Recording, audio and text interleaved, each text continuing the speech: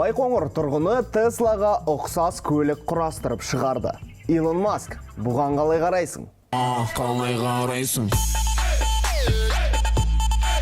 Сәлем қазақ елі, назарда экспресс жаңалықтар, бізде 1 минут кеттік. Мынау Тесла, ал мынау Байқоңырдағы көлік. Меніңше ұқсастық бар. Енді біздің елде құрастырылған көлік жайлы біраз ақпарат. Темір тұлпардың ішіне жүргізушімен қосқанда тағы 2 адам сияды екен.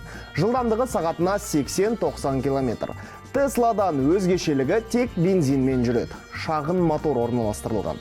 Жергілікті тұрғындар көлікті Теслаға теңесе, оның иесін Илон Маск дейді екен. Жалпы осындай көлікті байқоңырлық тұрғын құрастырғаны қызық, жай ғана ақпарат. Илон Маск Тесладан бөлек SpaceX арқылы танымал. Ол ғарыш техникасын шығарумен айналысады. Байқоңыр ғарыш техникасы. Бұл жерде бір сәйкестік бар сияқты.